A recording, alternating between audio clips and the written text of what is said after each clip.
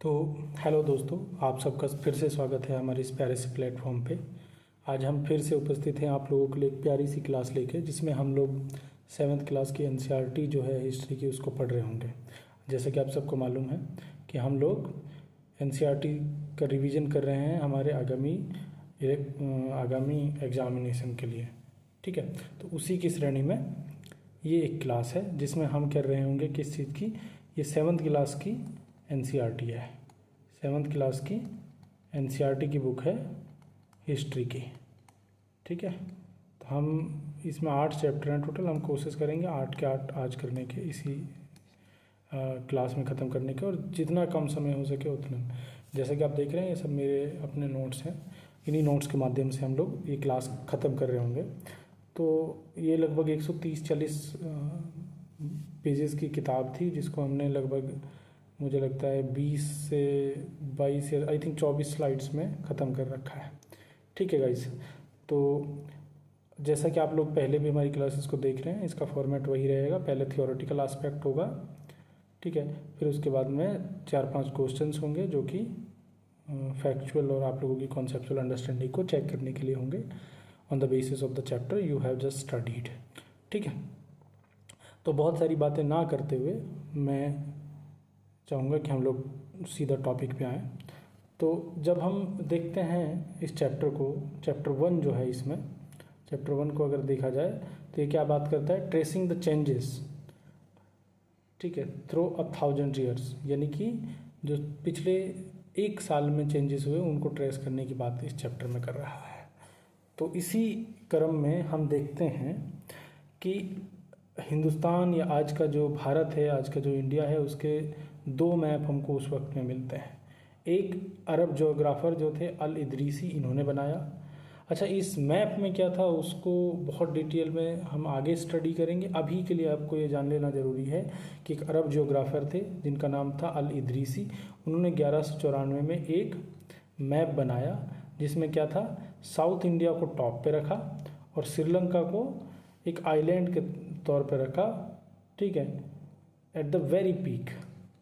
ठीक है, तो आपको क्या याद रखना है, अल इदरीसी नाम का एक ज्योग्राफर हुआ, अरब ज्योग्राफर था, जिन्होंने 1154 में पहला इंडिया का मैप बनाया, हिंदुस्तान का मैप बनाया। उस मैप में अगर हम देखें तो साउथ इंडिया टॉप पे था और Sri Lanka as an island peak पे था। ठीक, उसके बाद में हमको जो दूसरा मैप मिलता है हमारे देश का देखने को, वो मिलता है फ्रेंच कार्टोग्राफर थे एक। कार्टोग्राफर उन्हीं को कहते हैं जो मैप वगैरह बनाते हैं। उन्होंने 1920 में एक मैप बनाया। इन्होंने किन बेसिस पे वो मैप बनाया, इन्होंने उस बेसिस पे मैप बनाया जो भी यूरोपियन सेलर्स यहाँ पे अपनी गतिविधियाँ कर रहे थे, उन सारी चीज़ों को मायने में रखते हुए इन्होंने कोस्टल लाइंस वगैरह पे ज़्यादा ध्यान दिया। ठीक है, तो इनके मैप में हमको क्या मिलती हैं ज़्यादा, तो देखिए ये इतिहास को जोड़ने वाली चीज़ें भी हैं। तो इनकी मैप में हम देखते हैं कि कोस्टल लाइन वगैरह को बहुत अच्छे से एक्सप्लेन किया हुआ है, क्योंकि ये लोग सेलर्स थे, ये लोग व्यापार करने के लिए नदियों के माध्यम से या फिर समुद्र के माध्यम से यात्राएं कर रहे थे। तो इन्होंने being a seller coastal lines, ठीक है, जो समुद्री हमारी रेखाएं हैं, समुद्री हमारी बाउंड्री है, उसको ध्यान में रखते हुए इन्होंने मैप बनाया।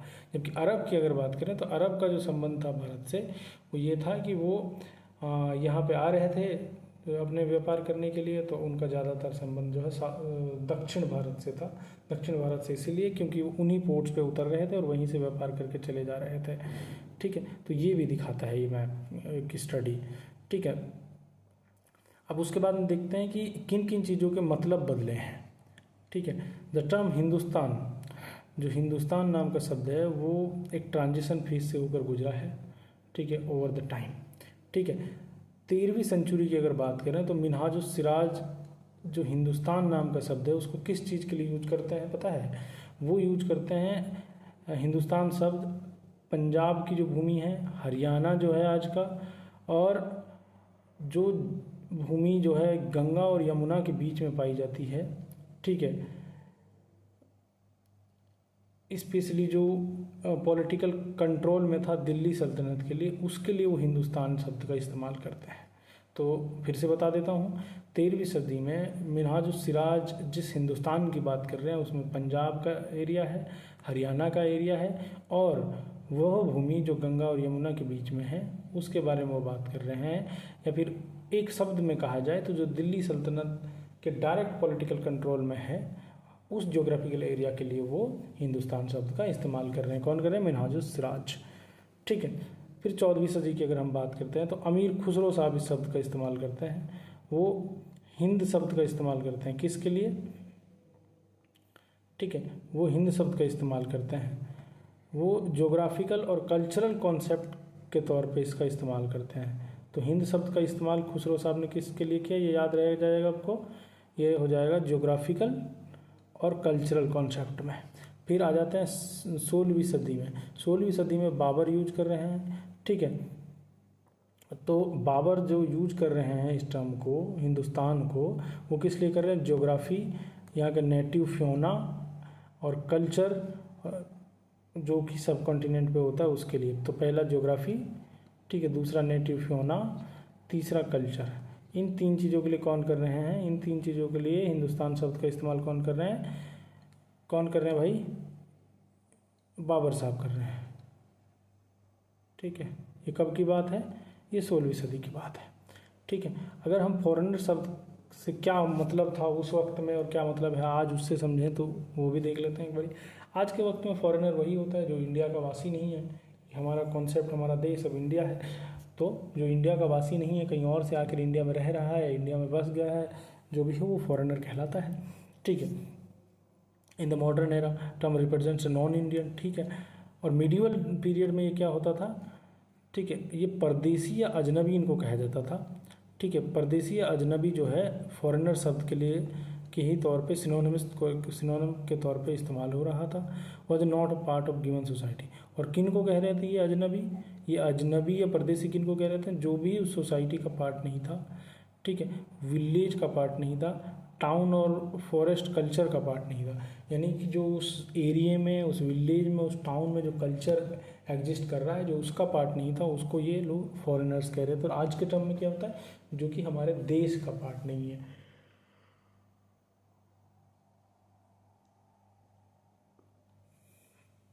ओके गाइस, आगे बढ़ते हैं। ठीक है, हिस्टोरियंस और उनके सोर्सेज के तौर पे इस्तेमाल होने वाली चीज़ों की हम बात कर लेते हैं।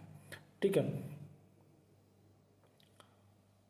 तो हिस्टोरियंस जो सोर्स के तौर पे मटेरियल्स का इस्तेमाल करते हैं वो कॉइन्स होते हैं, इंस्क्रिप्शंस होते हैं, आर्किटेक्चर होते हैं और एक्सटेंसिव टेक्सचुअल रिकॉर्ड्स होते हैं। तो ये जो 4-5 चीज़ें हैं, पहला कॉइन, ठीक है, इंस्क्रिप्शन दूसरा, आर्किटेक्चर तीसरा, चौथा टेक्सचुअल रिकॉर्ड, इन सारी चीज़ों का इस्तेमाल करके हिस्ट्री को दोबारा से गढ़ रहे होते हैं या बना रहे होते हैं, कंस्ट्रक्ट कर रहे होते हैं। ठीक है, अब देखते हैं असली क्रांति कब आई। क्रांति, असली क्रांति जब आई जब पेपर उपलब्ध हो गया। पेपर उपलब्ध हुआ और बहुत चीपर दाम पे इन लोगों को मिलने लगा। तो उसके बाद में राइटिंग के लिए या फिर होली टेक्स्ट के लिए, क्रॉनिकल्स के लिए, एडमिनिस्ट्रेटिव लेटर्स के लिए, टीचिंग्स के लिए, पटिशन्स के लिए, जुडिशल रिकॉर्ड्स के लिए और टैक्स रजिस्टर के लिए, सब के लिए आसानी हुई और पेपर का ही इस्तेमाल सबकी लिखाई में इस्तेमाल होने लगा। ठीक है, ठीक है, तो मैन्युस्क्रिप्ट की अगर बात करें, क्या मैन्युस्क्रिप्ट से आप क्या समझ रहे हैं? ठीक है, तो ये हैंड कॉपीड मैन्युस्क्रिप्ट्स होते थे, scribes hand copied manuscripts which naturally introduce minor textual changes. ठीक है,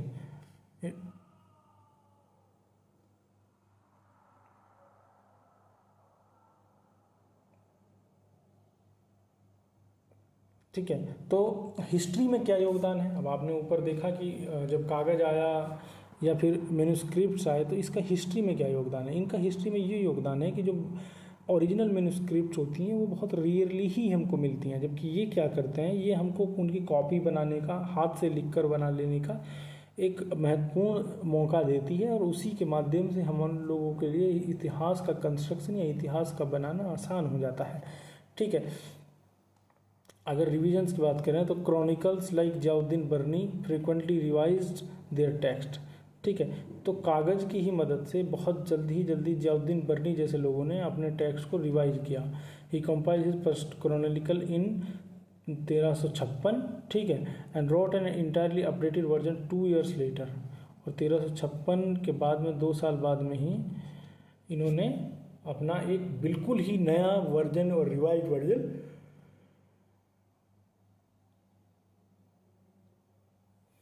पब्लिक डोमेन में इम्प्लीमेंट किया, उतारा, ठीक है। New social and political groups की अगर बात करें, देखो ये सारे के सारे हेडर्स हैं बुक के, ठीक है, मैंने ये हटाए नहीं है ताकि आप लोगों को याद रह जाए बुक और उसके एज इट इज आप लोग इसको पढ़ सकें।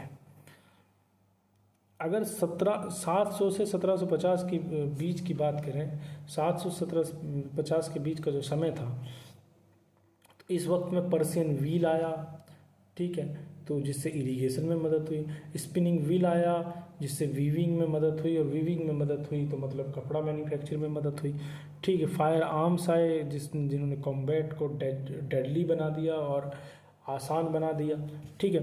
न्यू एग्रीकल्चर क्रॉप्स भी आए फिर उसके साथ में, जैसे जैसे नए लोगों का कॉन्टेक्ट आए, पोटैटोज़ आए, कॉर्न्स आए, चिलीज़ आए, टी आया, कॉफ़ी आया सब कॉन्टिनेंट में, ठीक है। तो ये सारे जो डेवलपमेंट्स थे वो हो रहे थे वक्त के साथ में, उस वक्त में कौन से समय में,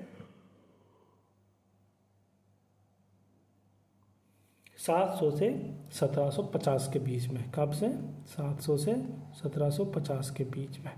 ये समय पीरियड आपको याद रखना है भाई लोग, ठीक है। ये हो गया, ठीक है। फिर राजपूत की बात कर लेते हैं। देखो ये मैंने सिर्फ फैक्ट उठाए हैं, फैक्ट्स भी वो जो हमको पता होना चाहिए, अदरवाइज तो वहाँ पे सिर्फ कहानियाँ हैं, आप लोगों को पता है 7th क्लास की NCERT है सिर्फ। राजपूत क्या होता है? राजपूत अगर शब्द को देखा जाए तो एक राजपुत्र से लिया गया है, यानी कि राजा का बेटा, सन ऑफ रूलर से लिया गया है। Between 18th and 14th century की अगर बात करें, the term generally refer to as a diverse group of warriors.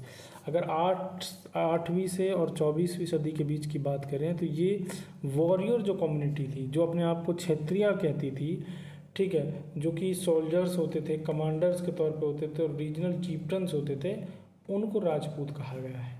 कब?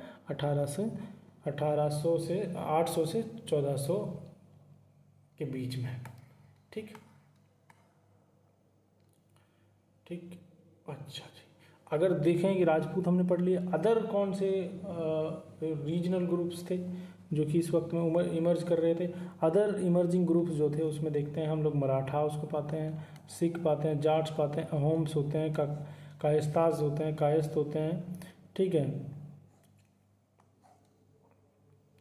और अगर जाति की बात करें तो जाति कैसे उभरी, ठीक है, तो होता ये है कि जब फॉरेस्ट क्लीन हुए खेती बाड़ी के लिए तो बहुत सारे पीजेंट जो थे उनको माइग्रेट करना पड़ा सोसाइटी में। उसके बाद में मिक्सअप हुआ, मिक्सअप के बाद में एक डिफरेंशिएटेड आया, एक डिफरेंशिएशन आया, उसके बाद में ग्रुपिंग हुई, ठीक है, ठीक है, इनटू जातीज और सब कास्ट, ठीक है। इन सब चीज़ों में लोग बंटने लगे। पहले क्या था कि लोग अपने अपनी जगह पे, अपने अपने गांव में, अपने अपने इलाके में रह रहे थे, जहाँ से उनका ओरिजिन था, जहाँ से उनका बर्थ था।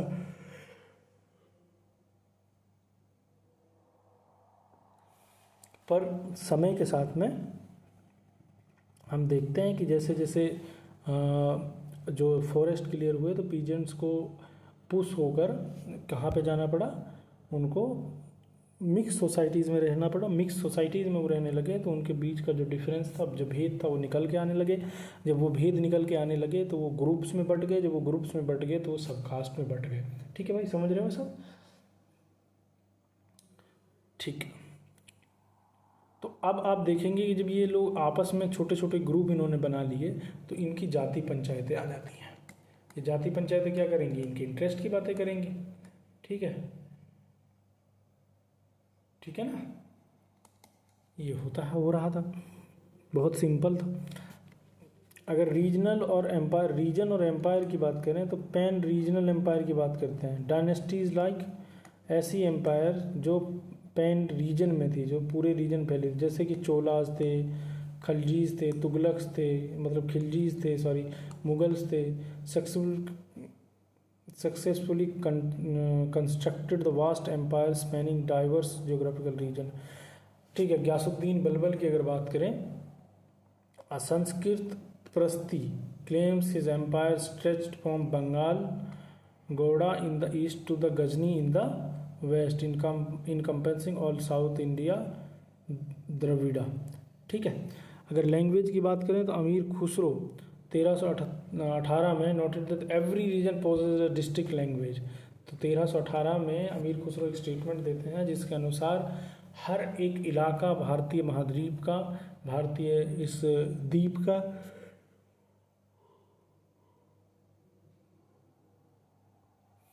वो अपनी एक अलग भाषा लिए हुए था, जैसे कि सिंधी हो गई, कश्मीरी हो गई, अवधी हो गई, हिंदवी हो गई।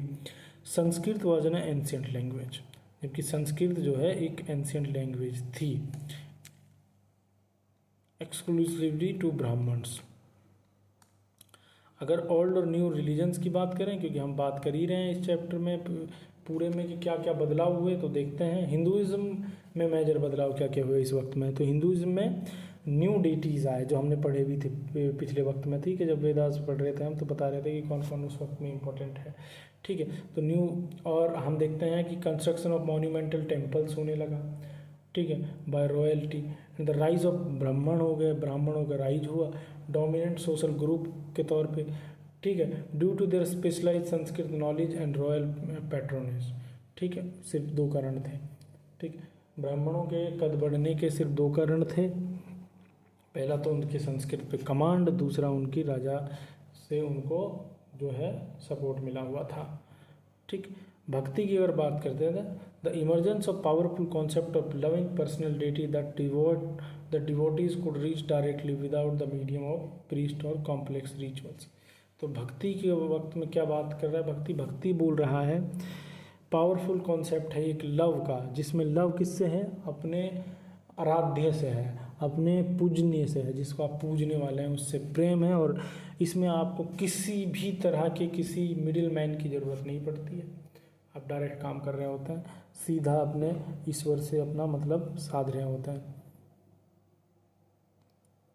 ठीक है, अगर इस्लाम की बात कर लेते हैं इस वक्त में, तो 7वीं सेंचुरी में पहली बार इस्लाम की जो टीचिंग्स थी, इस्लाम क्या है, इस्लाम किस तरह से फंक्शन करता है, ये सब आया।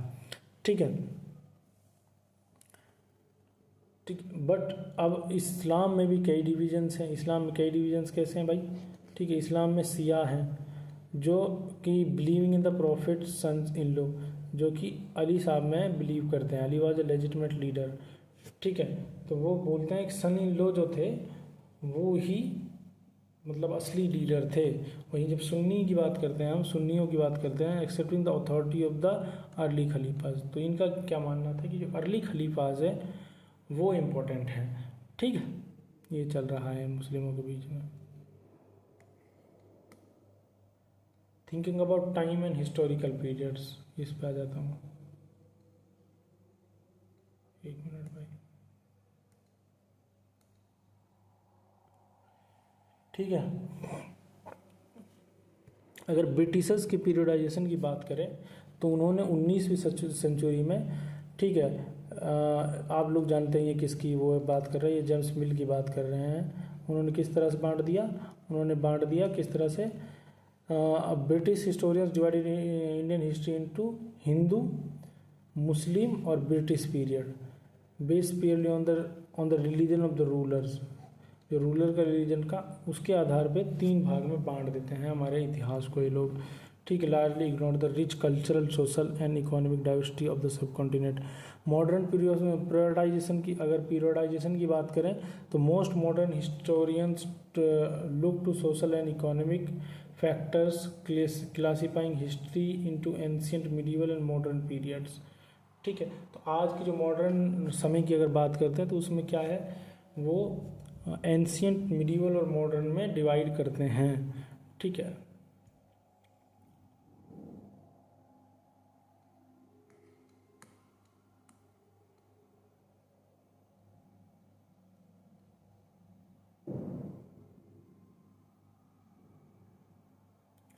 ठीक है, तो कुछ की फैक्ट देख लेते हैं जो कि इस चैप्टर में हमने पढ़े।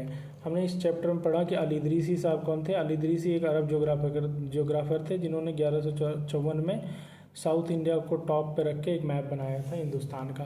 फिर मिनाल सिराज कौन थे? 13वीं सेंचुरी के क्रॉनिकल थे, मतलब एक विजिटर थे जो कि इतिहास लिख रहे थे। ये Hindustan as the land of Punjab, Haryana और गंगा यमुना दोआब की बात करते हैं। जियाउद्दीन बर्नी कौन थे? ये 14वीं सेंचुरी के ट्रेवलर थे, जो कि 2 distinct edition of his chronicle लिखते हैं, जो कि पेपर्स की वजह से 1356 और 1358 में पॉसिबल हो पाया। ठीक है, तो ये मामला है भाई। ठीक है, फिर जाति पंचायत क्या है? Assembly of elders that formulated and enforce conduct rules of a particular जाति। ठीक है, बड़े लोगों की एक ऐसी सभा जो कि सब कास्ट के लिए या जातियों के लिए रूल बनाती थी या कंडक्ट के नियम बनाती थी।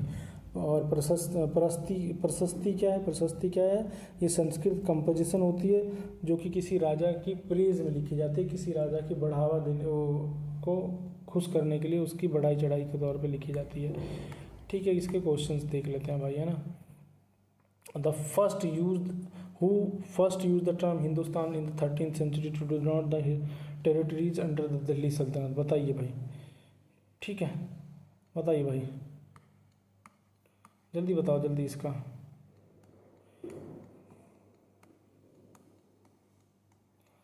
अरे भाई अभी तो पढ़े हैं, वो मिनहाजुस सिराज है इसका जवाब। ठीक है, इसका जवाब है क्या? इसका जवाब है Minhajus Siraj. Which of the following technologies was not introduced in the subcontinent during the medieval period? 700 से 1750 के बीच में कौन सी जो टेक्नोलॉजी है वो इंट्रोड्यूस नहीं हुई थी? नेगेटिव पूछा है भाई। ठीक है, तो स्पर्शन व्हील तो हुआ था, हमने पढ़ा। प्रिंटिंग प्रेस इन पब्लिशिंग हुआ था, स्पिनिंग व्हील हुआ था, फायर आर्म्स इन कॉम्बैट ये भी हुआ था। तो इस सवाल का जवाब देते हुए इसका आंसर ये होना चाहिए। ठीक है, और बाकी सब हो रहा है। ठीक है, बी होना चाहिए इसका आंसर। ठीक है भाई, ठीक है, आ जाइए सी पे। क्या कह रहे हैं? Match the following terms with their medieval meanings. ठीक है, परदेसी अजनबी किसको कहते हैं? Stranger not part of given society. तो वन का बी लगाओ भाई, वन का बी। ठीक है, और कार्टोग्राफर क्या होता था? कार्टोग्राफर क्या होता था? Cartographer Sanskrit composition of praise of ruler, a person who makes map. तो 2 का सी लगाओ भाई, 2 का सी लगाओ भाई। ठीक है, और थर्ड क्या कह रहा? प्रशस्ति कह रहा। प्रशस्ति क्या होता है भाई? प्रशस्ति क्या होता है? एक ही ऑप्शन बचा ये रहा, Sanskrit composition in praise of ruler. ठीक है, तो इसका देख लो, 1 का बी, 2 का सी, 1 का बी, 2 का सी, ये रहा, ये आंसर है इसका, 3 का ए।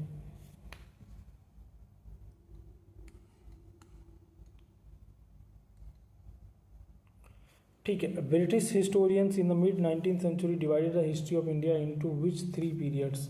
कौन कौन से पीरियड थे बताइए? Ancient, medieval, modern. ये तो मॉडर्न टाइम के, ये नहीं हो सकता। प्री हिस्टोरिक, प्रोटो हिस्ट्री, ये भी नहीं हो सकता। हिंदू, मुस्लिम और ब्रिटिश, ये था सी। तो ये आज के चैप्टर 1 के सवाल थे। ठीक है, चलिए आगे आ जाते हैं। गाइस 1 मिनट है ना।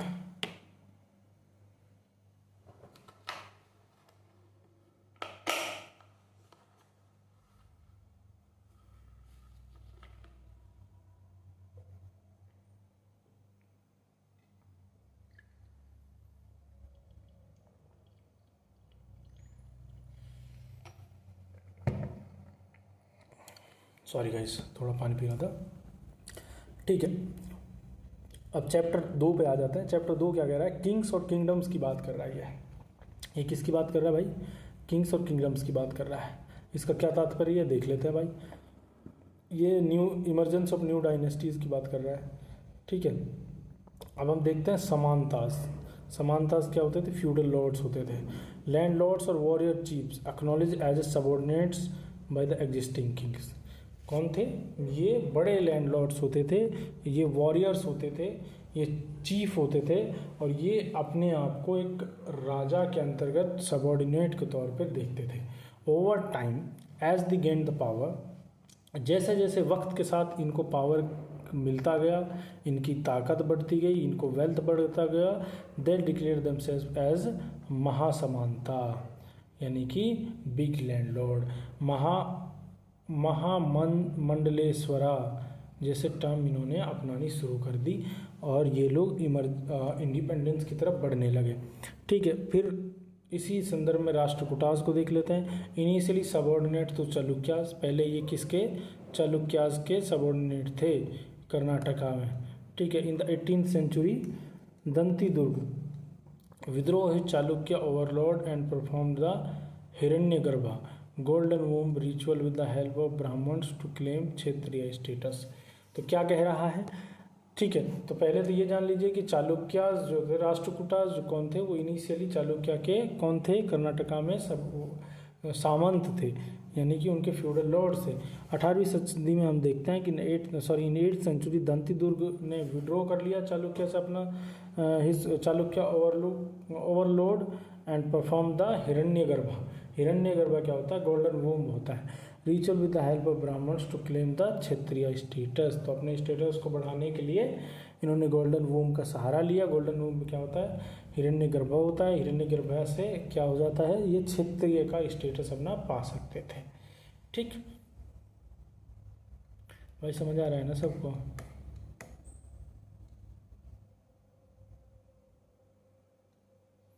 तो अब ये बताया गया है कि नॉन क्षत्रिय रूलर्स को किस तरह देखा गया, किस तरह से उनको एक्सेप्ट किया गया समाज में, वही बताने की कोशिश की जा रही है। ठीक है, कदम्ब मयूर सारमन कर्नाटका में है और गुर्जार प्रतिहारा हरिचंद्र राजस्थान में है। ठीक है, were Brahmins who gave up their traditional profession took up arms to public kingdoms. तो ये क्या कह रहे हैं, जो क्षत्रिय रूलर नहीं थे, क्योंकि रूलर क्षत्रिय ही बन सकता था। ठीक है, उन्होंने डिफरेंट तरीके अपनाए अपने आप को क्षत्रिय दिखाने के लिए, ये क्षत्रिय क्लैन में शामिल होने के लिए। ठीक है, फिर बात कर लेते हैं एडमिनिस्ट्रेशन इन द किंगडम्स कैसे काम करती थी वो बता देते हैं। टाइटल्स क्या होते थे, rulers adopted high sounding titles like maharajadhiraja, great king, king of kings and Tribhuvana chakravartin, lord of the three worlds. ठीक है, त्रिभुवन चक्रवर्ती मतलब होता है lord of the three worlds. ठीक है भाई, फिर रिसोर्स कलेक्शन की बात कर, revenue was systematically collected from the producer, peasants, cattle keepers, artisans in the form of rent and from merchants as taxes. ठीक है, तो इसीलिए रिसोर्स कलेक्शन वाले टैक्स में टैक्स नहीं दिया। ठीक है, चोला टैक्सेस की बात करते हैं तो Chola inscriptions mention over 400 distinct tax reforms. ठीक है, the most common were vetti, forced labour, not cash and kadamai, land revenue. ठीक है,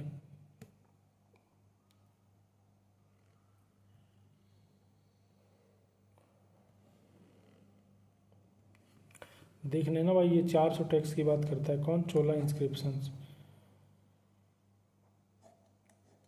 वेट्टी के लिए वेट्टी क्या होता है, फोर्स लेबर होते थे, नॉट केस। ठीक है, फिर कदम्मई लैंड रेवेन्यू होता था। ठीक है,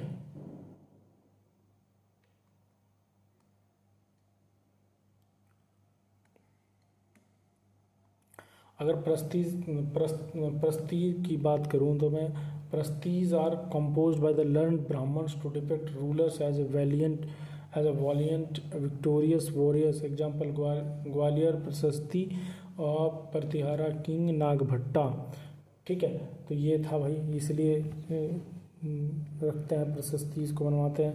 land grants recorded on copper plates पे थी भाई, देखो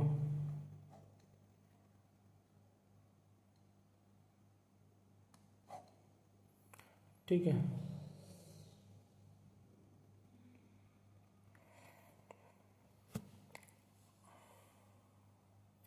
इस पर रॉयल सील होती थी और ये ब्राह्मण को दे दिया जाता था, रिवार्ड्स फॉर देयर सर्विसेज।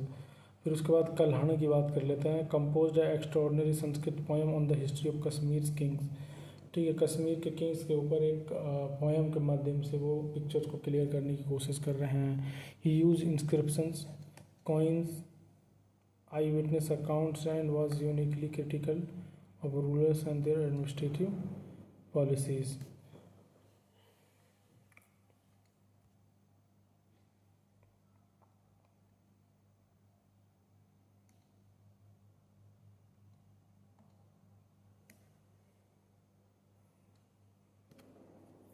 ठीक है, वारफेयर फॉर वेल्थ का क्या सीन था इस जमाने में, देख लेते हैं एक बारी।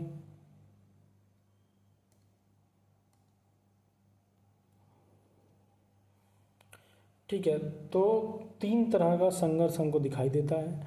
Countries of conflict between the Gurjara Pratihara, Rashtrakuta and Pala dynasty for control over the prize city of Kannauj in the fertile Ganga region. तो कन्नौज पे कंट्रोल के लिए ट्रिपर्टाइल हमको एक संघर्ष दिखाई देता है, जिसमें गुर्जर प्रतिहार थे, राष्ट्रकूट थे, पाला डायनेस्टी थी। ठीक है, तो इन लोगों में लड़ाई चलती रहती है, किसके, कन्नौज पे कंट्रोल के लिए।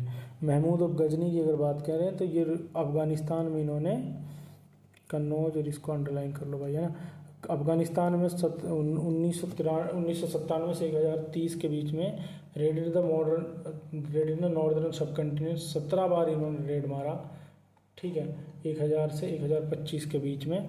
टू प्लंडर वेल्दी टेम्पल्स को प्लंडर करता था ये, including the famous Somnath temple in Gujarat. ठीक है भाई, अगर हम चोलास की बात करें, फ्रॉम उरैयर टू तंजौर विजयालय। ठीक है, विजयालय के belong to the ancient Chola family of Uraiyur. ठीक है, विजयालय क्या होता था, ये चोला फैमिली से जुड़े हुए थे, ऑफ उरैयूर। ठीक है, captured the Kaveri delta from the Mutaiyar in the mid 9th century. He built Tanjavur town and constructed a temple of goddess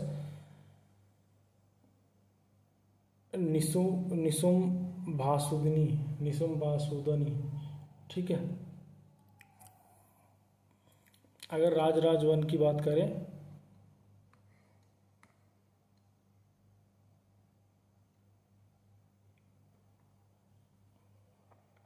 राजराजवन की बात करें तो ये सबसे पावरफुल समझे जाते थे चोल रूलर्स में। 1985 में राजा बने। Significantly expanded Chola control and completely reorganize the administration. Rajendra one था, सन ऑफ राजा राजवन थे ये। ठीक है, he invaded the Gupta valley, Ganga valley, Sri Lanka and parts of south eastern Asia, developing a powerful navy to sustain these operations. ठीक है, टेम्पल और sculpture की बात करते हैं। The great temple of Tanjore and Gangaikonda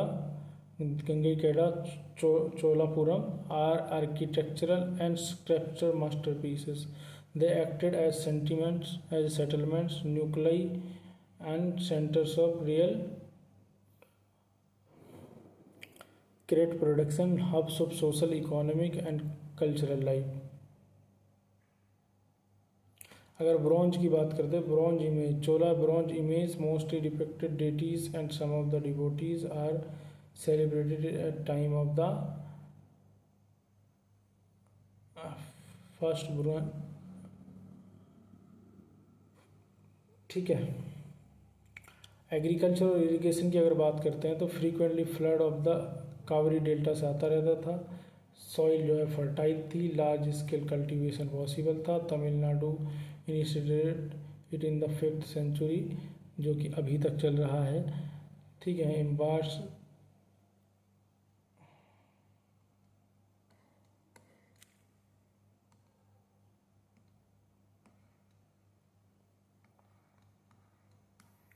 administration of empire की अगर बात कर लें तो उर क्या होता था, prosperity driven settlement of peasants होता था। नाडू क्या होता था, ग्रुप्स ऑफ विलेज होता था, forming larger administrative tax and judicial units. ठीक है, लैंड कैटेगरीज की बात करते हैं तो वेललैंड